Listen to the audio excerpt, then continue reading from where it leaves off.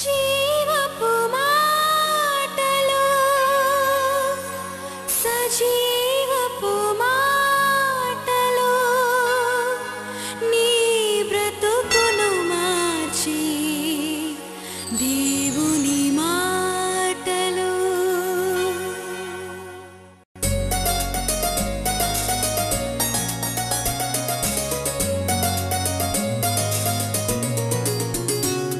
నిరాశలను తొలగించి జీవపు మాటలు. అందము మోసకరము, సౌందర్యం వ్యర్థము, యెహోవా యందు భయభక్తులు కలిగిన స్త్రీ కొనియాడబడుతుందట. చప్పట్లు కొట్టి దేవుని స్తుతించండి. హల్లెలూయా. బా,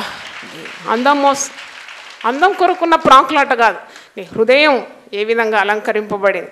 సాధువైనట్టు మృదువైనట్టు అక్షయాలంకారం గల మీ హృదయపు అంతరంగ స్వభావం మీకు అలంకారంగా ఉండవలెను. అది దేవుని దృష్టికి మిగుల విలువగలది. మృదువైన మాట క్రోధమును చల్లార్చేస్తుంది. కొన్ని స్వభావాలు నేర్చుకోకుంటే లాభం లేదు. నువ్వు రానున్న తరానికి ఏ మాదిరి లేదు. నిన్ను చూసి నీ పిల్లలు, నువ్వు ఎలాగ నడుస్తున్నావో నీ పిల్లలు అలాగే నడుస్తారు. పేతురు భక్తుడు తన పత్రికలో రాస్తున్నాడు. 5వ వచనం చూడండి. 1 పేతురు 3వ అధ్యాయం 5వ వచనం. అటువలే పూర్వము దేవుని ఆశ్రయించిన పరిశుద్ధ స్త్రీలను తమ స్వపురుషులకు లోబడి ఉండుట చేత తమ్మును తాము అలంకరించుకోరు. అదొక అలంకారం అంటే దేవుడు పెట్టిన నియమం అనుకోండి. స్త్రీలు భర్తల మీద తిరుగుబాటు చేస్తే ఏదో గొప్పతనం అనుకుంటారు. అది నన్ను అడిగితే వెర్రితనం. ఎందుకంటే నీ భర్తకు నువ్వు లోబడకుండా ఉండడం నీ పిల్లలు చూస్తారు. పిల్లలు చూసి నువ్వు చెప్పిన మాటకు కూడా విలువ లేదు. నువ్వు భర్త పట్ల కొద్దిగా భయము భక్తి కొద్దిగా లోబడితే తప్పకుండా నువ్వు చెప్పిన మాటకు నీ పిల్లలు లోబడతారు. అది దేవుడు పెట్టిన క్రమం. ఆ క్రమానికి విరుద్ధంగా పోతే అన్నీ ఉల్టా పుల్టా అయిపోతుంది. నెమ్మది సమాధానం నీకు దొరకదు. కనుక మొదట నేను చెప్పిన దేవునిలో నీకు అచంచలమైన విశ్వాసం. రెండవది శ్రద్ధ గల జీవితం. మూడవది నీవు నీ యొక్క కుటుంబంలో మాదిరికరంగా ఉండాలని. నాలుగవది ప్రతి స్త్రీ కూడా తన ఆరోగ్యాన్ని కాపాడుకోవాలి. చాలామందికి భక్తి ఎక్కువైపోతుంది, ఆరోగ్యం పట్ల అశ్రద్ధ. అనుభవంతో చెప్తున్నాను. అంటే అనుభవం లేక నేను ఏ మాట చెప్పాను, అనుభవంతోనే చెప్తున్నాను. చాలా భక్తి, చాలా ప్రార్థన జీవితం అయిపోయింది, అన్ని ఆత్మ వరాలన్నీ పొందుకున్నావు, కానీ ఒళ్ళంతా పాడైపోయింది. నీ దేహము దేవుని ఆలయము, పరిశుద్ధాత్మకు నిలయమై ఉన్నది. అప్పుడు నాకు చాలా జ్ఞానోదయం అనిపించింది. అరే, పరిశుద్ధాత్మ నివసించాలంటే ఒక దేహం కావాలి కదా. ఆ దేహం పట్ల కూడా శ్రద్ధ ఉండాలి. శ్రద్ధ కలిగి నీ ఆరోగ్యాన్ని కాపాడుకోవాలి. పరిశుద్ధ గ్రంథంలో చాలా వాగ్దానాలు ఉంది. అంటే విపరీతమైన మరి వెయిట్ పెరిగిపోతుంది, శ్రద్ధ లేదు. ఆ వెయిట్ కటింగ్ చేయాలి, వాకింగ్ చేయాలి, కొద్దిగా ఎక్సర్సైజ్ చేయాలి. కొందరు ఏం చేస్తారంటే అందరు ఇంట్లో అన్నం తిన్నాక మిగిలిపోయింది, ఇది వేస్ట్ కావద్దు, అది వేస్ట్ కావద్దు, అన్నీ నింపుకొని విపరీతంగా అయిపోతున్నారు. ఏం వేస్ట్ కావద్దట. ఎందుకంటే మరుసటి రోజు పెడితే పనామకే ఇవ్వచ్చు కదా. లేకుంటే మిగిలింది పేదవారికి. నీతి మంత్రుడు తనకు కలిగిన దాంట్లో కొద్దిగా పేదవారికి ఇస్తాడు. అట్టివాడు తప్పకుండా దేవుని ఆశీర్వాదము పొందుతాడని ఉంది. కానీ ఎక్కడ ఇస్తున్నారు? ఆత్మీయ బిడ్డలు జ్ఞానం లేనివారు కారు, దేవుని జ్ఞానం కలిగిన వారం కాబట్టి చక్కగా ఆరోగ్యాన్ని కాపాడుకోవాలి. కొన్ని మరి ఆత్మ ఫలము ప్రేమ నుండి ఉద్భవించిన నవరుచుల్లో ఆశ నిగ్రహం ఉంది. సెల్ఫ్ కంట్రోల్ నువ్వు ప్రార్థన చేసి పొందుకోవాలి. ఆత్మ నుండే ఉద్భవిస్తుందట సెల్ఫ్ కంట్రోల్. దేవా, నన్ను నీ ఆత్మతో నింపి నాకు నిగ్రహ శక్తి దయచేయమని ప్రార్థించాలి. రానున్న తరానికి అదే మాట చెప్పాలి. నీ దేహము దేవుని ఆలయం, దీని పరిశుద్ధాత్మకు నిలయం. మీరు మీ సొత్తు కారు, మీరు విలువ పెట్టి కొనబడిన వారు, యేసు రక్తము చేత విమోచింపబడిన వారు. ఎంత శరీరం ఎంత భద్రంగా కాపాడుకోవాలి.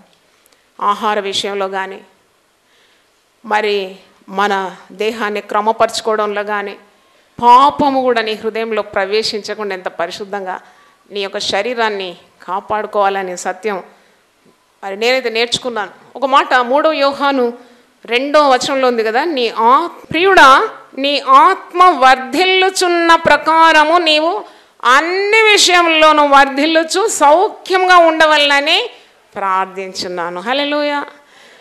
అన్ని విషయాల్లో ఈక్వల్గా చక్కగా ఎదిగి ఉండాలన్నమాట. అది దేవుని చిత్తం. అన్ని విషయాల్లో నాకు ఆశీర్వాదం దయచేయి. నా ఆరోగ్య విషయంలో ఆశీర్వదించు, మరి నా యొక్క ఆర్థిక విషయంలో నన్ను ఆశీర్వదించు, నా పిల్లల విషయంలో నన్ను ఆశీర్వదించు, ఇహలోక సంబంధమైన దీవెనలు నాకు దయచేయి, పరలోక సంబంధమైన ఆశీర్వాదాలు కూడా నాకు దయచేయి. హల్లెలూయా చెప్పండి ఒకసారి చేతులెత్తి. ఏ మనిషికి చెప్పుకుంటావు నీ బాధ? గుండె నొప్పి గుండె నొప్పి గుండె నొప్పి అని అంటే మీ ఆయన దరిద్రం ఎప్పుడు చూసినా రోగం రోగం అంటది అంటాడు. అంతే. ఎంత ప్రేమగల భర్త కూడా విసిగిపోడా? చెప్తాడండి, విసుక్కుంటారు. వాళ్ళు ఏం చేస్తారండి పాపం? వాళ్ళు నిన్ను సృష్టించినారా? నీ గుండెను సృష్టించినారా? నీ శరీరానికి రక్షకుడు ఎవరు? యేసయ్యనే. హల్లెలూయా. నీ ఆత్మకు రక్షకుడు ఆయనే, నీ శరీరానికి రక్షకుడు ఆయనే, నీ సంరక్షకుడు ఆయన. అందుకే స్త్రీ ప్రార్థన జీవితం కలిగి ఉండాలని మనం నేర్చుకుంటున్నాము.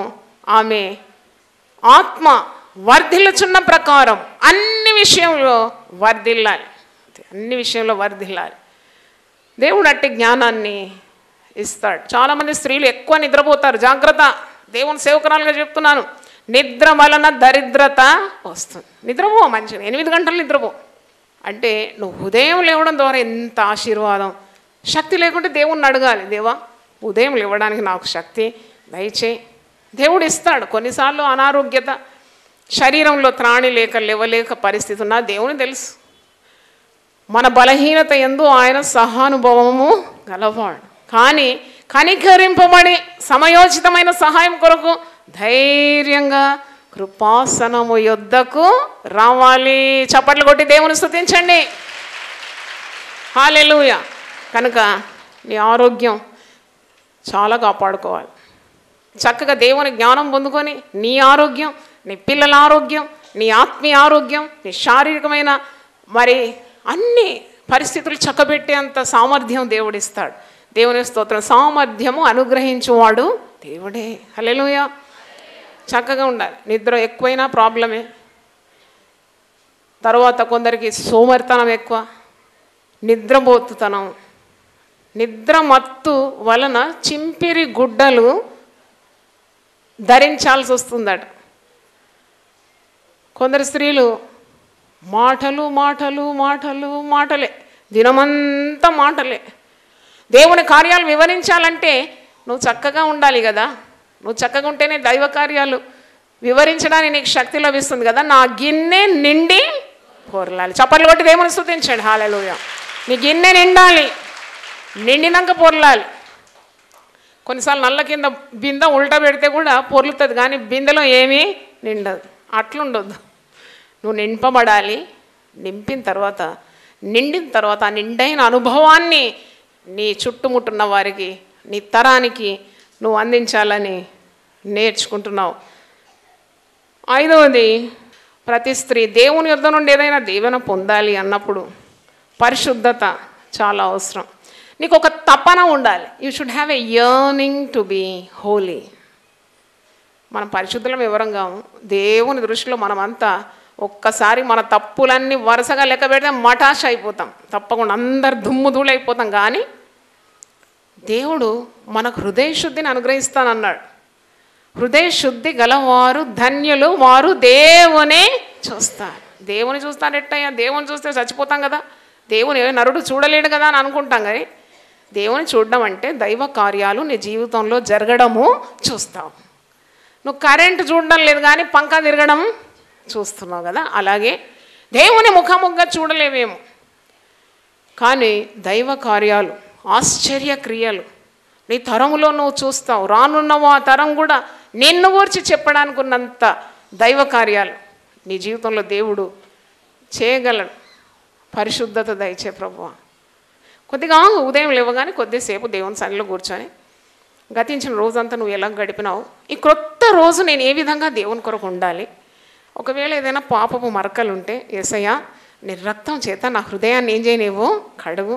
నోరు పారేసుకున్నావేమో, ఎవరినైనా గాయపరిచినావేమో దేవా క్షమాపణ అడుగుతున్నాను. నా నోరు కూడా నీ రక్తంతో కడుగు, నా తలంపులను కడుగు, హృదయాన్ని పవిత్రపరచు. ఎందుకంటే ఏ clean engine will run fast అంట. ఇంజిన్లో కచరా చేరింది అనుకోండి, ఇంజిన్ పనిచేయదు. ఆ దినమంతటి కొరకు దేవుని కృప నీ మీదకి రావాలి, నీ కుటుంబంకు కాపుదల రావాలి, ఏ కీడు నీకు తగలకూడదు, ఏ అపాయము నీకు, నీ బిడ్డలకు, నీ భర్తకు, నీ ఇంటి యావత్తుకు సంభవించకుండా దేవుడు తన రెక్కలతో నిన్ను, నీ కుటుంబాన్ని కాపాడాలి అంటే దేవుని రెక్కల క్రిందికి నీవు రావాలి కదా. నువ్వు దేవుని రెక్కల కిందకి రాకుంటే దేవుడు ఎట్ట కాపాడుతాడు? చాలాసార్లు దేవుడు నీతో మాట్లాడుతూ ఉంటాడు, రా వచ్చేయి నా రెక్కల కిందికి, వచ్చేయి నా రెక్కల కిందికి, నేను నిన్ను దీవిస్తా, నిన్ను ఆశీర్వదిస్తా, నీ పిల్లలకు ఐశ్వర్యము, నీ పిల్లలకు మంచి వివాహ సంబంధాలు, ఉద్యోగాలు, నీ జీవితాన్ని బాగు చేస్తాను, నీ భర్తను బాగు చేస్తాను. ఎన్నిసార్లు తల్లి కోడి పిల్లలకు చెప్పినట్టు పిలిచిన రాక దేవుని రెక్కలను ఆశ్రయించకుండా పతనమైపోతాం. కాబట్టి ఉదయం లేచి దినమంతటి కొరకు దేవుని కాపుదల, పవిత్రమైన జీవితం కొరకు తపన, ఆశ, ప్రార్థన ఇవన్నీ ఉండాలి. ఒక స్త్రీకి ఉదయం లేచి ప్రార్థించాలి. పౌలు భక్తుడే చెప్తున్నాడు ఆ మాట. పైకి భక్తిని నటిస్తున్నారు, భక్తికి ఉన్నవారి వల్ల కనబడుతున్నారు, కానీ అది ఒట్టి వేషధారణ. హృదయము చాలా ఘోరమైన పరిస్థితిలో ఉంది. వారు బయట చెడ్డ మాటలు మాట్లాడుతున్నారు. నోరు తెరిస్తే భూతులు, చెడ్డ మాటలు, మరి అబద్ధములు, సరసోక్తులు అని కూడా ఉన్నది వాక్యంలో. ఉట్టిగా జోక్ చెప్పుకుంటా ఆ అల్లరితో కూడిన ఆటపాటలు కూడా దేవునికి ఇష్టం కాదు.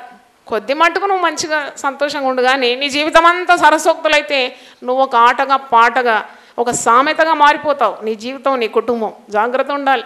అందుకే దేవుని యందు భయ భక్తులు, ద్వంద్వ పదం. దేవుని యందు భక్తి కాదు, దేవుని యందు భయం కాదు. దేవుని యందు భయము, భక్తి. దేవుని యందు భయభక్తులు గల స్త్రీ కొనియాడబడుతుందట, కొనియాడబడుతుందట. దేవుని స్తోత్రం, హల్లెలూయా. అట్టి జాబితాకు దేవుడు మనల్ని మరి చేర్చాలి. కొండెములు చెప్పడం కానీ, లేని మా వార్తలు పుట్టించడం కానీ. కొందరు స్త్రీలకి చాలా అలవాటు, అసలు లేని వార్తను వాళ్ళు పుట్టించేస్తారు. ఎంత గందరగోళం అండి. కొన్ని కుటుంబాలు కూలిపోవడానికి నీ నాలుకే కారణం. నీకు ఎలాగొస్తుంది, నువ్వు ఎన్ని దీర్ఘ ప్రార్థనలు చేసినా నీకు ఆశీర్వాదం ఎట్టు వస్తుంది దేవుని దగ్గర నుండి? నీకు దీవెనలు రావడం చాలా అసాధ్యం. నీ పరిశుద్ధమైన వాక్యమే నా పాదానికి దీపం, నా త్రోవకు వెలుగ్గా ఉండాలి. చేతులెత్తి దేవుని స్తుతిద్దాం. హల్లెలూయా. పరిశుద్ధత నాకు దయచే ప్రభువా, నా హృదయాన్ని ఒకసారి కడుగు ప్రభువా. అంతటి దావీదు మహారాజే 51వ కీర్తన 10వ వచనంలో అంటాడు, దేవా నా యందు శుద్ధ హృదయము కలగజేయి. దేవా నా పరిశుద్ధత దయచే, నా జీవితంలో పరిశుద్ధత దయచే, నా యందు శుద్ధ హృదయం కలగజేయి. అసూయ, మోసము, ద్వేషము, పగ, ఈర్ష్య, కోపము, కపటము, వేషధారణ ఉంటే తొలగించినైనా నీ రక్తం ద్వారా నన్ను కడిగి పవిత్రపరచు ప్రభువా.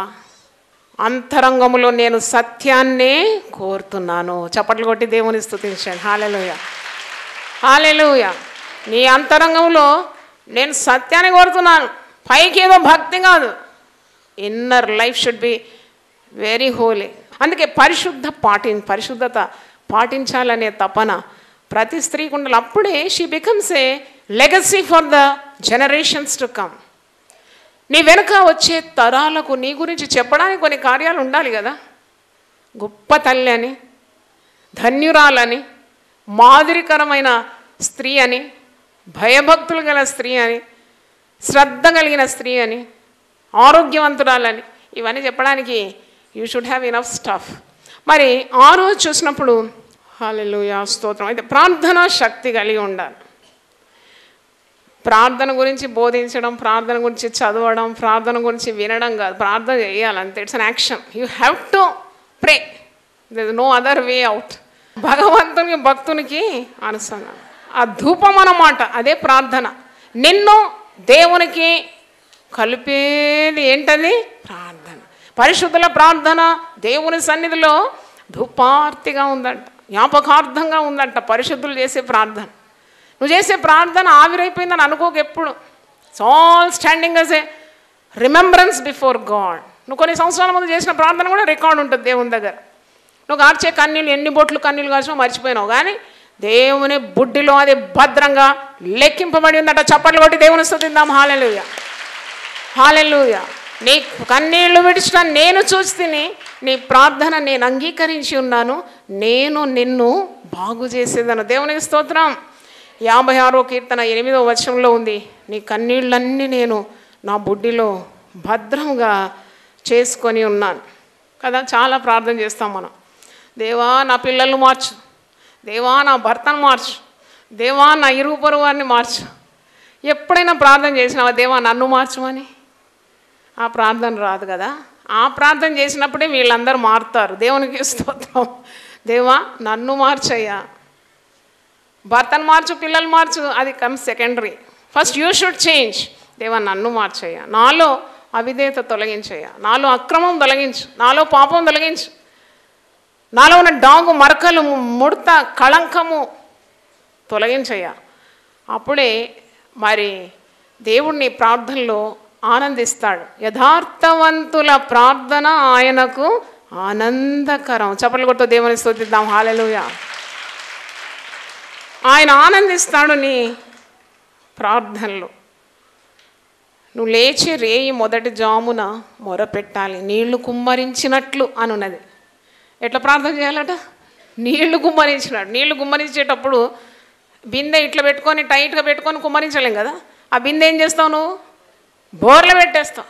ఆ నీళ్ళంతా ఆ బిందె నుండి వెళ్ళిపోతుంది, ఖాళీగా అయిపోతుంది. అలాగూ దేవుని సన్నిధిలో నువ్వు లేచి నీళ్లు కుమ్మరించినట్లు నీ హృదయాన్ని దేవుని సన్నిధిలో కుమ్మరించాలి. నీ పసిబిడ్డల ప్రాణం కొరకు ఆయన తట్టు నీ చేతులు ఎత్తాలంట. చేతులు ఎత్తడం అంటే సరెండర్ అంతే. నీ కొరకు, నీ కుటుంబం కొరకు, నీ పసిబిడ్డల ప్రాణం కొరకు, యవన బిడ్డల కొరకు, నీ సంతానం కొరకు ఆయన తట్టు, నిస్సహాయమైన చేతులు ఆయన తట్టు ఎత్తడం. అదే ప్రార్థన. ప్రార్థన శక్తి మరి నీ కుటుంబాన్ని ఆవరిస్తుంది, నీ ఆశలు నెరవేరుస్తుంది. నీతిమంతులు కోరినది వారికి దొరుకును. నీతిమంతుని తల మీదకి ఆశీర్వాదములు వచ్చేస్తాయండి. It comes uninvited. When you pray with a clean heart the blessings come upon your head. అంటే నువ్వేది ఇన్విటేషన్ లేకుండానే వచ్చి పడుతూ ఉంటుంది ఆశీర్వాదాలు. అడుగుడి మీకు ఇవ్వబడం, వెతుకుడి మీకు దొరకను, తట్టుడి మీకు తీయబడు. మరి ఇది యేసు ప్రభు చెప్పిన గొప్ప మాట. అడగాలి, నువ్వు అడిగి పొందుకోవాలి. మీరు అడుగారు కనుక ఏం పొందుకోవడం లేదని మరి ఒక లేఖన భాగంలో ఉంది. మీరు అడిగినను మీరు మీ భోగముల నిమిత్తం అడుగుతున్నారు. దేవా నీ చిత్తానుసారమైన ప్రతి కోరిక నెరవేరుస్తావు కాబట్టి నేను అడుగుతున్నా. నా పిల్లల రక్షణ కొరకు అడుగుతున్నాను, నా పిల్లల సేవలో వాడుకోమని అడుగుతున్నాను, నా భర్త రక్షణ కొరకు ప్రార్థిస్తున్నాను, నాకు మంచి ఆరోగ్యం కావాలని ప్రార్థిస్తున్నాను, నా ఆర్థిక ఇబ్బందులు తొలగించమని వేడుకుంటున్నాను. దేవుడు ఎంత ప్రేమగల దేవుడు అంటే అడుగు వాటన్నిటికంటేను, ఊహించు వాటన్నిటికంటేను అత్యధికంగా. చప్పట్లు గట్టి కొట్టి దేవుని స్తుతిద్దాం. హల్లెలూయా. హి గివ్స్ మోర్. నువ్వు అడిగింది ఎంత? అసలు నీకు అడగడానికి వస్తుందా? ఆయన గొప్ప దేవుడు కదా, ఆయన గొప్ప జ్ఞానం, ఆయన మార్గం ఎంత ఉన్నతమైనది. భూమికి ఆకాశం ఎంత ఉన్నతంగా ఉందో అంత ఉన్నతంగా ఆయన తలంపులు, ఆయన క్రియలు, ఆయన త్రోవలు నీ పట్ల ఉంది. కాబట్టి నువ్వు ప్రార్థన చేసినప్పుడు అవన్నీ దేవుడు నీకు అనుగ్రహిస్తాడు. దేవునికి స్తోత్రం. కనుక ప్రార్థనాత్మ నాకు దయచేయి ప్రభువా అని ప్రార్థించాలి. 7వది చెప్పి ముగిస్తాను. మన జీవితంలో క్రమము దయచేయమని ప్రార్థన చేయాలి. క్రమం కావాలి. చెప్పండి ఆ మాట. క్రమం కావాలయ్యా, క్రమం కావాలి. నా జీవితంలో క్రమం కావాలి. క్రమం లేకుంటే మన జీవితాలన్నీ ఎంత భక్తి ఉన్నా వ్యర్థం. ఎందుకంటే యేసుప్రభు దగ్గరికి వచ్చినారంట వీళ్ళంతా శిష్యులు. వచ్చి ప్రభువా ప్రభువా నీ పేరట మేము దయ్యములను వెళ్ళగొట్టినాము, నీ పేరట మేము రోగులను బాగు చేసినాము, అన్నీ పెద్ద డప్పు వాయించినారట. గొప్ప కార్యాలన్నీ చెప్తుంటే అసలు మీరెవరో నేను ఎరగను, నా యొద్ద నుండి మీరు వెళ్ళిపోండి అని అంటే, అక్రమం చేయవారులారా. మత్తయి సువార్త 7:21 నుండి చదువుతున్నాను. ప్రభువా ప్రభువా అని నన్ను పిలుచు ప్రతివాడును పరలోక రాజ్యంలో ప్రవేశింపడు గాని పరలోకమందున్న నా తండ్రి చిత్త ప్రకారము చేయవాడే ప్రవేశించు. ఆ దినమందు అనేకులు నన్ను చూచి ప్రభువా ప్రభువా మేము నీ నామమున ప్రవచింపలేదా, నీ నామమున దయ్యములను వెళ్ళగొట్టలేదా, నీ నామమున అనేకమైన అద్భుతములు చేయలేదా అని చెప్పుదురు. అప్పుడు నేను మిమ్మును ఎన్నడూ ఎరుగను, అక్రమం చేయవాళ్ళ నా యుద్ధ నుండి పొండని వారితో చెప్పు. ఆ క్రమం లేకుండా అనేక కార్యాలు చేసినారు అంటే క్రమం లేకుండా దైవ కార్యాలు కూడా చేయొద్దని అర్థం. కనుక దేవా నా జీవితంలో క్రమం దయచేయి. నా తలంపులకు ఒక క్రమం, నా నోటికి ఒక క్రమం, నేను చేసే క్రియలకు ఒక క్రమం, నా ఇంటిలో క్రమం, నా ఉద్యోగ జీవితంలో క్రమం, నా ఆత్మీయ జీవితంలో క్రమం. క్రమం లేక కొన్ని శరీరంలో కొన్ని గడ్డలు క్రమం లేక పెరిగిపోతే దాన్ని ఏమంటారండి? ఏం రోగం అంటారు దాన్ని? క్యాన్సర్ అంటారు. ఎందుకంటే సెల్స్కు క్రమం లేకుండా విపరీతంగా పెరిగిపోయింది, మల్టిప్లై అయిపోయింది. అప్పుడు దాన్ని ఆ రోగాన్ని మరణకరమైన రోగం క్యాన్సర్ వ్యాధి అంటారు. అలాగే మన ఆత్మీయ జీవితంలో మన నిజ జీవితంలో క్రమం పాటించడం అంత ముఖ్యమైనదన్నమాట. దేవా నా జీవితంలో నీవు క్రమం దయచేయమని ప్రార్థించాలి. జీవం మరణములు నాలుక వశమట. నీ నోట్లో జీవం ఉంది, నీ నోట్లో మరణం ఉంది. నేను ఇప్పుడు దేవుని యొక్క జీవపు మాటలు మీకు ఇస్తున్నాను కదా, అంటే నా నోటి నుండి జీవం వస్తుంది. కానీ అదే సమయంలో నీవు ఇతరుల గురించి కొండెములు చెప్తుంటే, లేని వార్తలు పుట్టిస్తుంటే నీ నోరు నుండి మరణము ప్రవహిస్తుంది. కాబట్టి దేవా నా నోటి నుండి జీవము రావాలని నువ్వు ప్రార్థన చేయాలి. నీ ప్రవర్తన అంతటి మీద ఆయన అధికారానికి నువ్వేం చేయాలి? ఒప్పుకోవాలి. అధికారానికి ఒప్పుకోవడం అంటే దేవుని మాట ప్రకారం బ్రతకడం అంతే. కొందరు స్త్రీల కోపం ఎక్కువ. నీ కోపము నీకే శత్రువు, తన కోపమే తనకు శత్రువు. ఏం కోపం నీకు? ఏం అవసరం లే కోపం. కోపము మానము, ఆగ్రహము విడిచిపెట్టుము, వ్యసన పడకుము, అది కీడుకే కారణం. నీకు పరిశుద్ధాత్మ ద్వారా ధైర్యం ఉంటే నోరు తెరిచి మాట్లాడు. సామాన్ల మీద ఏంటి నీ ప్రతాపం చూపెట్టడం, గిన్నెలు పడడం, తలుపు గట్టిగా ముయ్యడం, పిల్లలు బాగా వాయించడం. కొందరు భర్తతో సరి అయిన మాటలు చెప్పడానికి ఉన్న ధైర్యం లేకుండా కుక్కను పిల్లిని పట్టుకొని తిడతా ఉంటారు. పిరికి వారు పరలోక రాజ్యము చేరరు. నరకంలో పడే వారి జాబితాలో మొట్టమొదట ఎవరున్నారు తెలుసా? పిరికి వాళ్ళే. చూపెట్టాలనా? ప్రకటన గ్రంథం 21:8 చదువు, అందరం కలిసి చదువుదాం. పిరికి వారును, అవిశ్వాసులను, అసహ్యులను, నరహంతకులను, వ్యభిచారులను, మాంత్రికులను, విగ్రహారాధకులను, అబద్ధికులందరూ అగ్ని గంధకములతో మండు గుండములో పాలు పొందుదురు. ఇది రెండవ మరణము. మొదటిది శారీరకమైన మరణము, రెండవది ఆత్మ మరణం. కనుక పిరికివారు చూడండి, ఫస్ట్ కంపార్ట్మెంట్లో ఎవరున్నారు? ఫస్ట్ కంపార్ట్మెంట్లో ఉన్నారు పిరికోళ్ళు. పిరికోళ్ళు పరలోక రాజ్యం పోరు. ధైర్యం చాలక ఇటువంటి పిచ్చి పిచ్చి పనులు చేయకూడదు. ధైర్యం ఉంటే ఆత్మశక్తితో మాట్లాడు. అయ్యా నీ ప్రవర్తన బాగలేదు చెప్పు, ఒక మాట, ఓ దెబ్బ పడినా పర్వాలేదు, కానీ ఊరికే వాగకు, బ్లబ్ బ్లబ్ బ్లబ్ బ్లబ్ ముత్తుకోదు. చెప్పే మాట కరెక్ట్గా ఉండాలి. ఒకటే మాట రెండే మళ్ళీ ఇంకా కలహము కయ్యం పెట్టుకోకూడదు. దేవుని బిడ్డలు అలాగ ఉండాలి. జాగ్రత్తగా ఇంటి వారి నడతలన్నీ కనిపెడుతున్నావు, నీ బిడ్డలు జాగ్రత్త బిడ్డ, ఇలాగే నువ్వు పోతే మాత్రం తప్పకుండా నీకు దేవుని శిక్ష వస్తుంది. చెప్పి ఊరుకోవాలి అంతే. ఒకటే మాట అంతే, స్ట్రాంగ్ వర్డ్ ఒక్కటి చాలు కదా. భర్త పరస్త్రీతో వెళ్తున్నాడు, నాటకాలు ఆడుతున్నాడంటే అయ్యో అయ్యో నెత్తి కొట్టుకొని గుండె కొట్టుకొని పొరలడం కాదు. నీ దేహము దేవుని ఆలయం, పరిశుద్ధాత్మకు నిలయం. దేహాన్ని కాదు నువ్వు ఉపద్రవించుకోవడం. ఒక మాట చెప్పు ధైర్యంగా, అయ్యా ఈ పద్ధతులు మనకు మన పిల్లలకు దీవెనకరము కాదు. తప్పకుండా దేవుని ఉగ్రత మన మీదికి వస్తుంది, శాపగ్రస్తులం అవుతాం. కనుక ఈ పరస్త్రీ వ్యామోహానికి దయచేసి నువ్వు పోకయ్యా అంతే, చాలంతా ఆ మాట. వెంటనే అన్నం వడ్డి, వెంటనే బట్టలు ఉతుకు, వెంటనే మంచి షీట్ అంతా చక్కగా నీట్గా పరిచి ఇల్లంతా ఊడు, నీ పనులు నువ్వు చేసుకుంటుండు. సత్యంతో కూడిన శక్తిగల మాట ఎంత కావాలండి? పైకి భక్తి గల దానికి ఉంది, కానీ ఇంట్లో పెద్ద మహారాక్షసులాగా ఉంది. నేను బ్రతకలేను ఈమెతో, వెళ్ళిపోతాడు, సొంత దారి చూసుకుంటాడు. కాబట్టి జాగ్రత్త, జ్ఞానం కలిగి, భయభక్తులు కలిగి, శ్రద్ధ కలిగి, దేవుని యందు విశ్వాసం కలిగి, పవిత్రత పాటించి, ప్రార్థనా జీవితం కలిగి మరి సామర్థ్యంతో దేవుడిచ్చే పరిశుద్ధాత్మ బలంతో దేవుని మీద ఆధారపడుతూ నీ గృహాన్ని కట్టుకోవాలి. దేవుడు తప్పకుండా సహాయం చేస్తాడు.